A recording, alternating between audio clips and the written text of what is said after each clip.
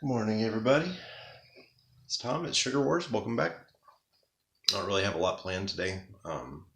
It is 6:53 a.m. and my little alarm clock symbol's on because alarm's going to go off at 7. That has not been going great. I just had my midweek weekend. I have Wednesday through Friday off every week, and I slept in every single day of it. Didn't get up at 7 o'clock once. It's been a struggle. I find it's easier to get up on weekdays or meaning work days for whatever reason. I don't know why. Because I guess you get that adrenaline of I got to get up and go to work anyway.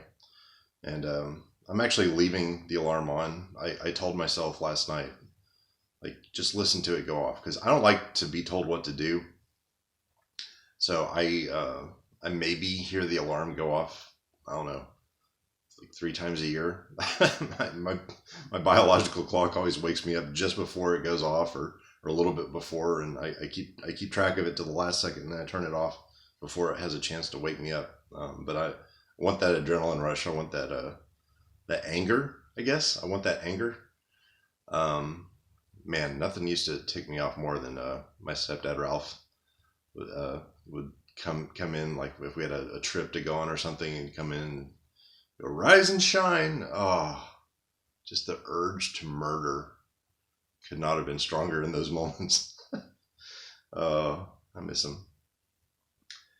Um, so I wanted to talk about uh, the metaphysical wake up time of why Sugar Wars had to happen now and not some other time in my life. And it's a lot of factors. I can think of maybe 3 or 4. Number one, my ex fiancee Bethany and her kids are moving in with me, and we've been in each other's lives for so long that honestly, labels don't even matter.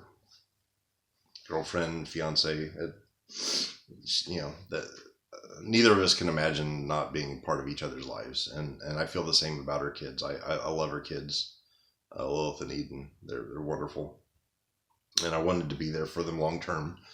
To help kind of get them off into the world. In many ways, the same way my stepdad did for me. And so that got me thinking. That got the almonds jogging. Another thing more recently was, and that move is still in process. Um, it kind of breaks my heart actually because my Christmas present, all 3 of them, is the same Lego Star Wars Advent calendar from this year that has baby Yoda Jesus, and it's like the 11th, and we're still waiting. So they're gonna move in on the 24th or something and have 24 boxes to open. It's gonna be crazy, but that would be epic. Another one is I get angry at my alarm clock. I'm peeking at it. I'm like watching it like a hawk. I'm like, I know you're gonna go off. I'm gonna let it go off right behind my fucking head. I found a YouTube guru. Once every couple years, I find a YouTube guru who's kind of purposed for what I need at the time. And a few years ago, it was Dan Pena, the $50 billion man, now the $1 trillion man. He just made me think about money and you know leadership and things like that in a whole different way than I ever had before. And I'm not rich or a leader, but he would delight in pointing that out. And I just loved his bombastic style of delivery. And then also a few years ago, it was after the move here, I discovered Rudy from Alpha Investments, who made me realize that all this stuff I've been buying, like all these magic cards, like they are investables. They are my portfolio. I don't have to change anything except which ones I buy, how I curate my collection, and what I need to do going forward to make sure that they have value. and that was cool. Another guru I found was Dave Ramsey of Ramsey Solutions, who gave me the 7 baby steps, and I'm still working on baby step 1, trying to build wealth and secure myself. It's been hard, man. But all 3 of those guys were financial, and I really kind of leaned on their teachings after my stepdad died last year, over a year ago now, because I've been, with the exception of one roommate, my brother, I've been here alone for a whole year, and of course, Mr. Beebe.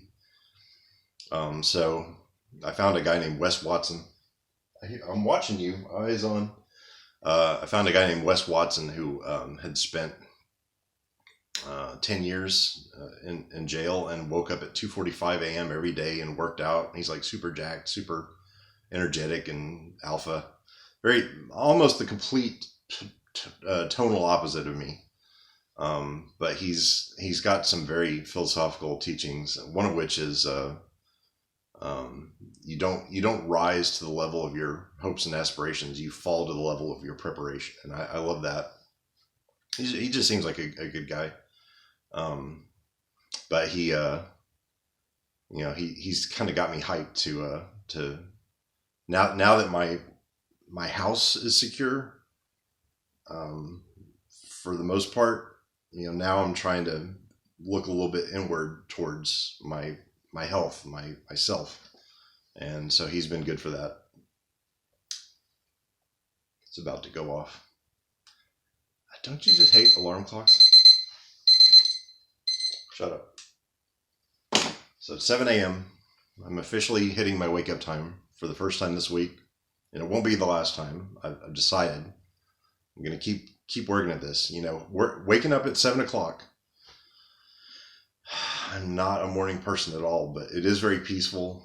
And the few times I've been able to do it like 2-3 times since I made my vow, my crusade to do it. I've gotten a lot of work done. But going back to why now? So this guy, Wesley Watson, like if he can wake up at 2:45 a.m. every day for 10 years and get super jacked and like work out like 5 times a day, like, getting up at 7 a.m. is my only workout right now. Like that was the goal I set after the quitting all added sugar, which has been going great. Like the waking up's been harder than the added sugar. I didn't expect that. But another factor that came into play was my brother moved in with me for a while and was my roommate, and he's paying rent, and a lot of the rent he paid was in the form of food. He would buy food at Aldi or whatever, and it was interesting seeing the perception of others as they were buying food for you to use, because he was thoughtful, but like every week it would be like 2 different pints of Ben and Jerry's, shortbread, gingerbread cookies, vegan meatballs, like, and a lot of it was really cool stuff. It was like really good, tasty stuff. But when those sugary foods like didn't quite hit my taste buds quite right, or like weren't quite what I would have bought for myself, and I kind of there's an element of like slogging through them.